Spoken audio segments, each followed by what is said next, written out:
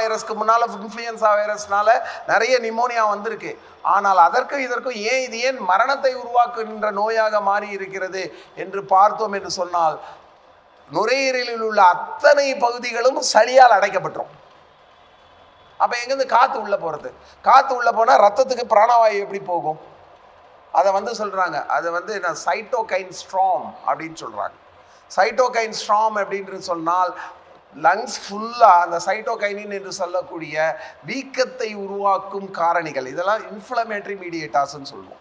சைட்டோகைனின்றது ஒரு இன்ஃப்ளமேட்டரி மீடியேட்டார் என்று சொல்வோம். இவையெல்லாம் நுரையீரலில் இருக்கக்கூடிய செல்களை எல்லாம் தூண்டி அதிகமான சளியை உருவாக்குது.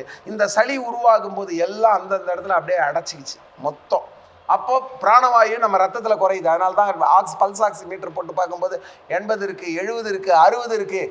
இனிமேல் இவரை காப்பாற்ற முடியாது, ஆக்சிஜன் மாஸ்கை போடுங்க, ஆக்சிஜன் வைங்க அப்படியெல்லாம் சொல்லி ஒரு காலத்தில் மிகவும் மக்களை பயமுறுத்தி கொன்ற வியாதி தான் இந்த கொரோனா.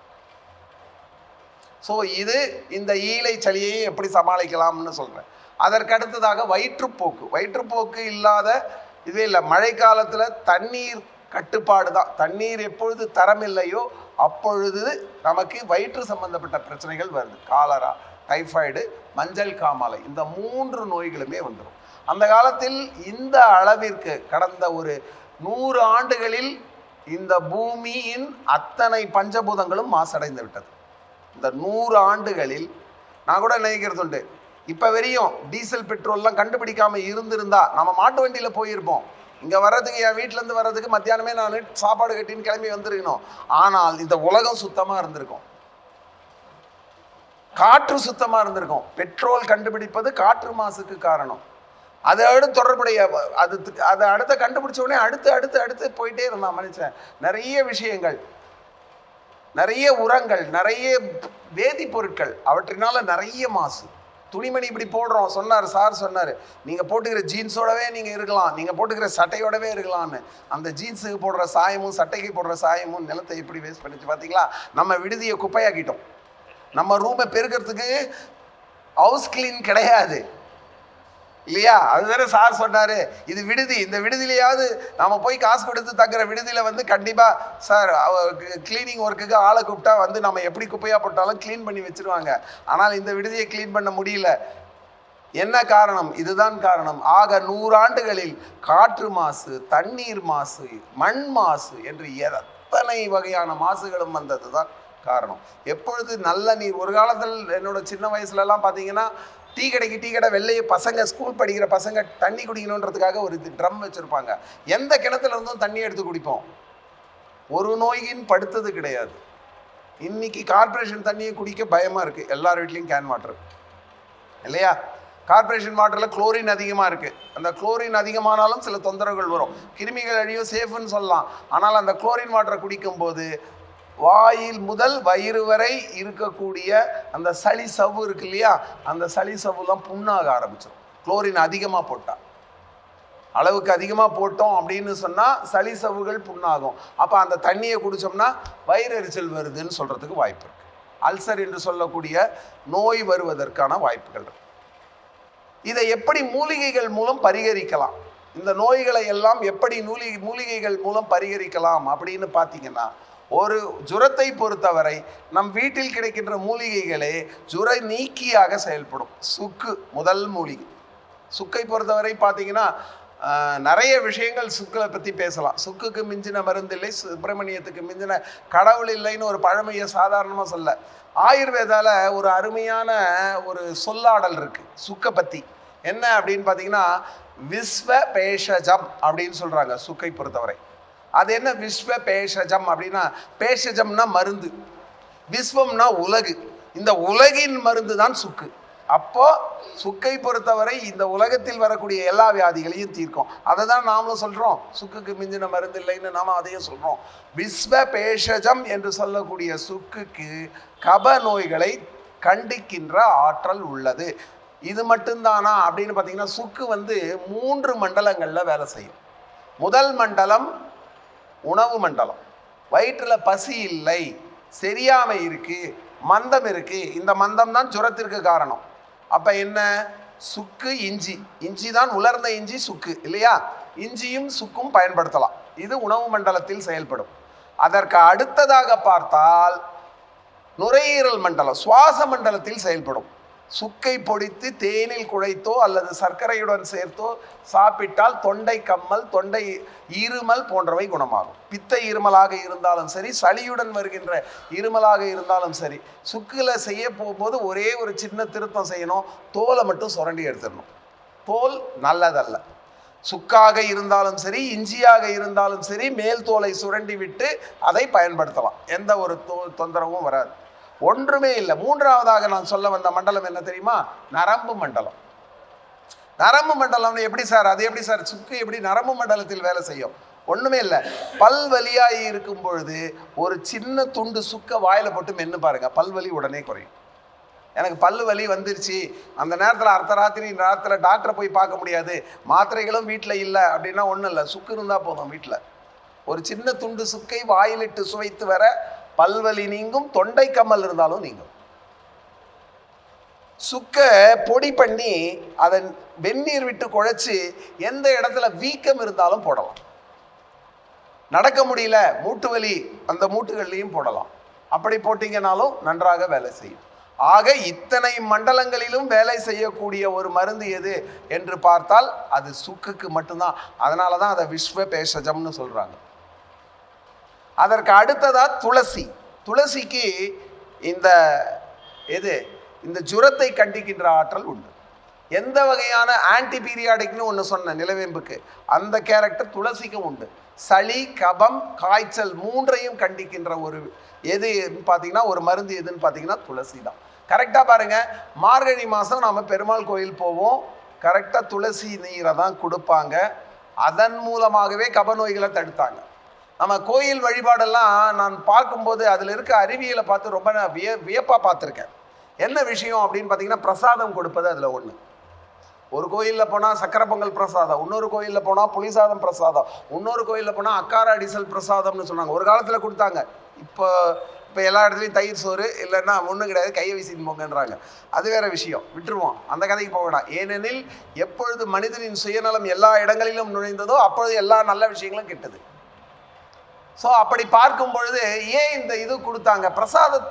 பிரசாதம் என்று சொல்லி கொடுக்கக்கூடிய ஒரு விஷயம் ஏன் வந்தது, அதற்கான தாற்பயம் என்ன, அடித்தளமான காரணம் என்ன அப்படின்னு பார்த்தீங்கன்னா, முதல் விஷயம் நியூட்ரிஷனல் வேல்யூ, அதாவது உணவு சத்துக்கள் போய் சேரணும் மக்களுக்கு. அப்போதான் ஹெல்த்தியாக இருப்பாங்க. ஒவ்வொரு உணவும் பாருங்க சத்து நிறைந்த உணவுகள் தான். சர்க்கரை பொங்கல் எடுத்துக்கோங்க, கார்போஹைட்ரேட் இருக்கு, பைத்தியம்பருப்புல புரோட்டீன் இருக்கு, மினரல்ஸ்ல வெல்லம் சேர்ப்பது அந்த காலத்தில் ஒரிஜினல் வெல்லம் சேர்த்தாங்க. இப்போ இருக்கிற வெள்ளம்லாம் வேற வெல்லம், அதை விட்டுருவோம். அந்த காலத்தில் சேர்க்கப்பட்ட ஒரிஜினல் வெல்லத்தில் மினரல்ஸ், இரும்பு சத்து, கால்சியம் ரெண்டும் அதிகம். எல்லாவற்றிற்கும் மேலாக அதில் விடப்பட்டனை கொழுப்பு சத்து வந்தது. இதை விட ஒரு சரிவிகித உணவு கிடையாது. இந்த சரிவிகித உணவு கோயில்களில் வழங்கப்பட்டால் ஏழைகள் தினமும் உண்பார்கள். தங்களுக்கு ஏற்படுகின்ற, இப்போ சொல்கிறோமே நாம, வளர இளம் பெண்களுக்கு சோகை நோய் வந்தது, இரும்பு சத்து மாத்திரை கொடுத்தோன்னு, அந்த மாதிரியான பிரச்சனைகள் எல்லாம் இல்லாமலே வாழ்ந்தார்கள்.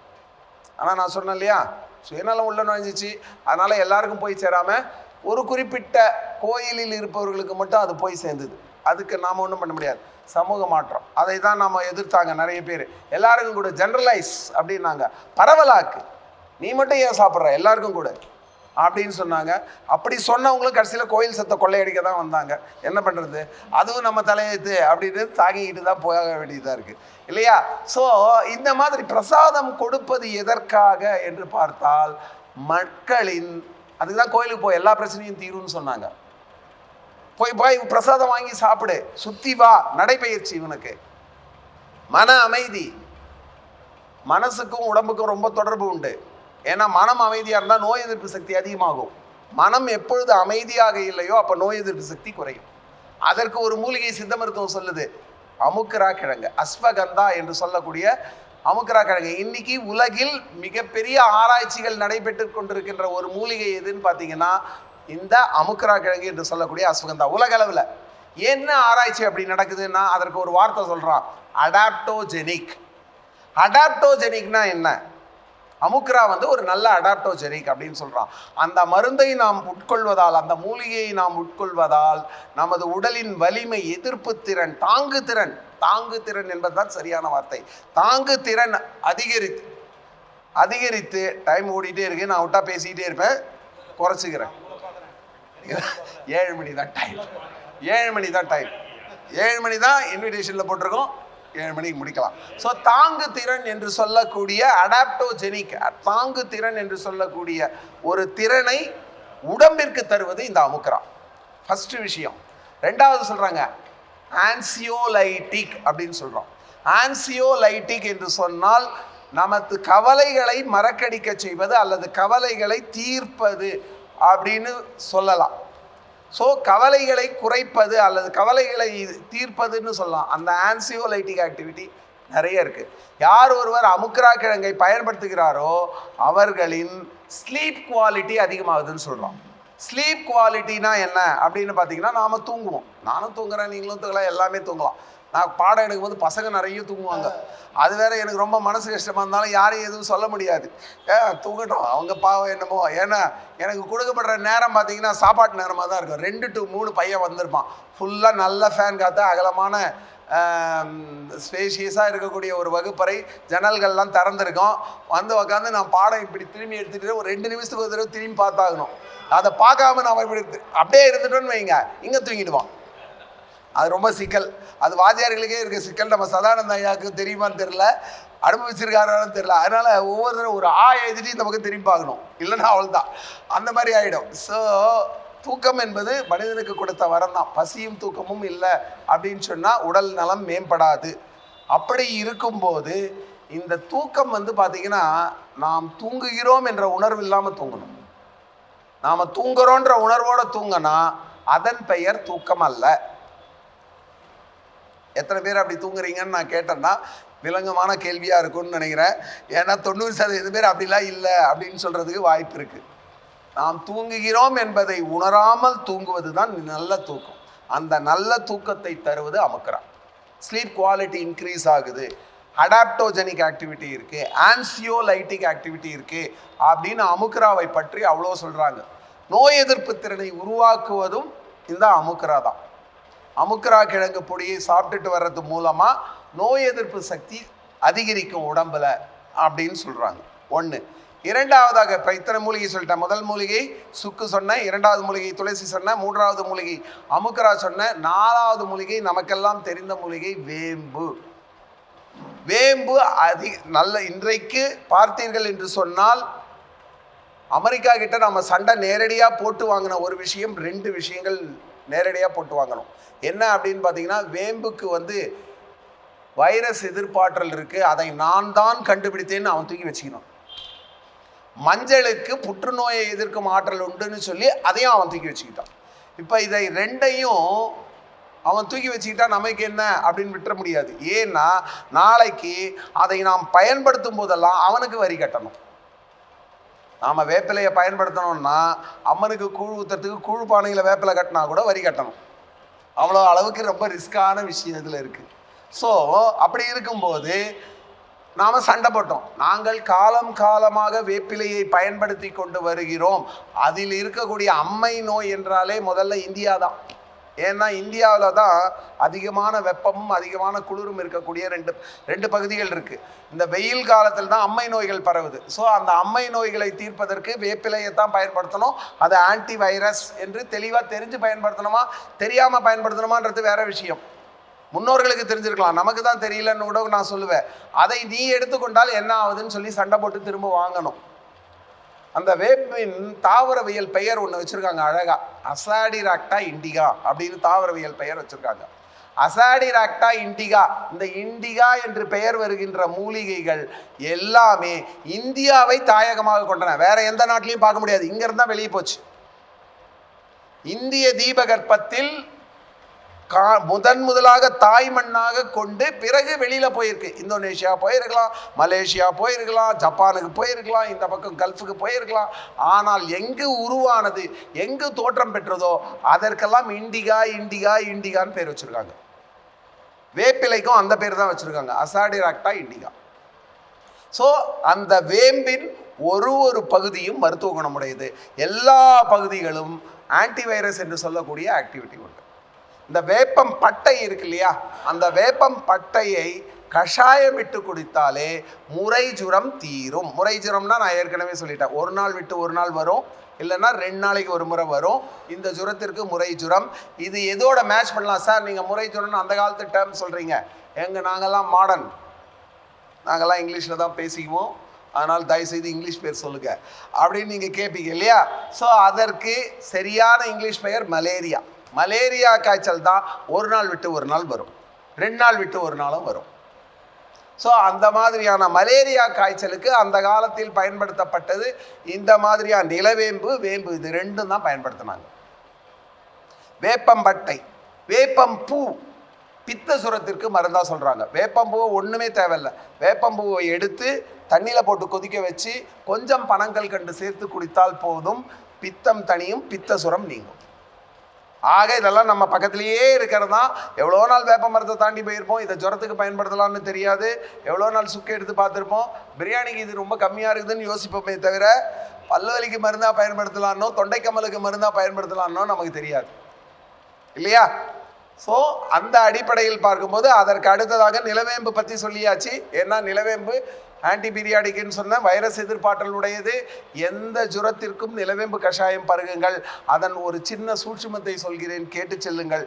என்னன்னு சொன்னால், நிலவேம்பு கஷாயத்தை ரொம்ப ஸ்ட்ராங்காக குடிக்க வேண்டிய அவசியம் இல்லை. நிறைய பேர் பார்த்தீங்கன்னா குழம்பு மாதிரி நிலவேம்பு கஷாயம் குடிப்பாங்க. அந்த அளவிற்கு குடிக்க வேண்டாம். ரொம்ப டைல்யூட்டாக தினம் கிட்டத்தட்ட ஒரு 1/4 டம்ளர் தண்ணிக்கு ஒரு 2 சிட்டிகையிலேருந்து 5 சிட்டிகை போட்டிங்கன்னா போதும். சாதாரண நிறைய பேர் நமக்கு என்னென்னா ஒரு நிறைய நம்பிக்கைகள் நமக்கு உண்டு. அதில் ஒரு நம்பிக்கை, கசப்பு நிறைய சாப்பிட்டா உடம்புக்கு நல்லது. தேவையில்லை, அவ்வளோ கசப்பாக குடிக்கணும் அப்படின்ற அவசியம் கிடையவே கிடையாது.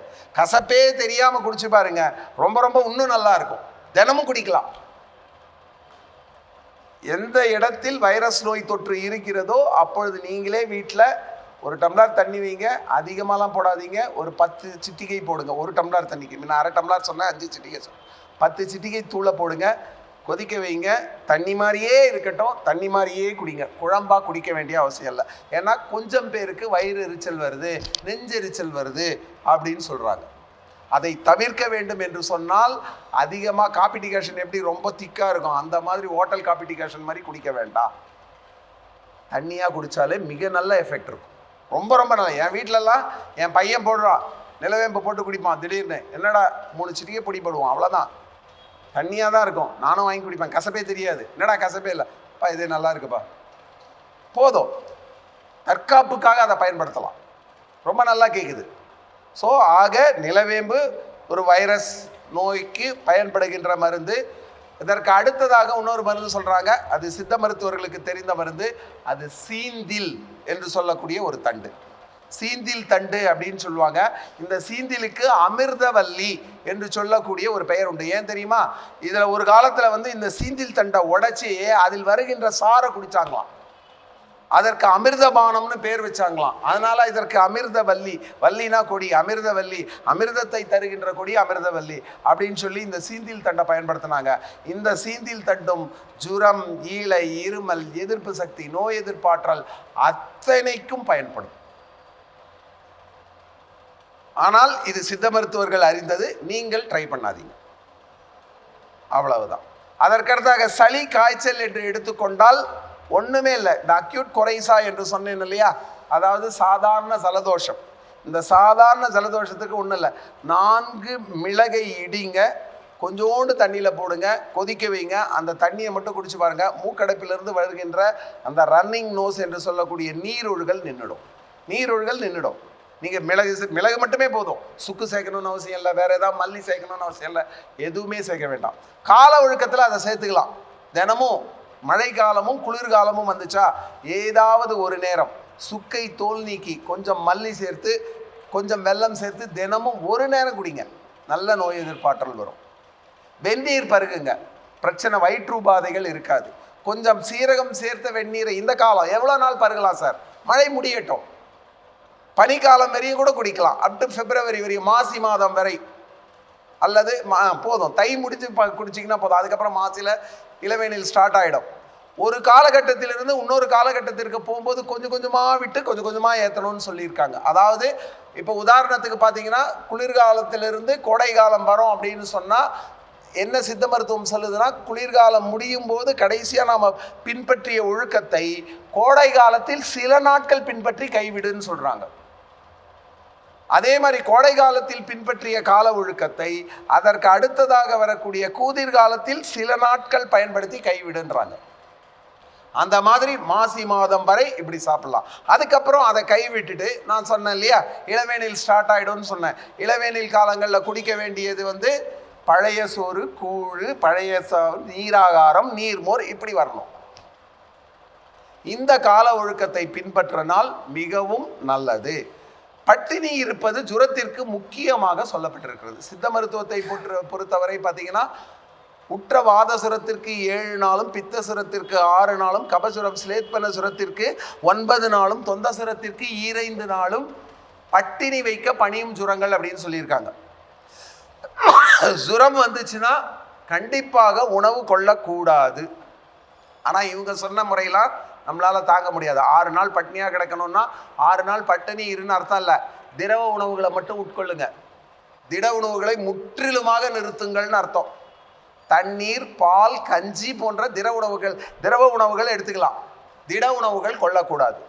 இது ஒரு மிக முக்கியமான ஒரு ப்ராசஸாக சித்த மருத்துவத்தில் ஜுரத்திற்கான ஒரு வழிமுறையாக சொல்லப்பட்டிருக்கிறது. ஸோ கால ஒழுக்கம் அவசியம்.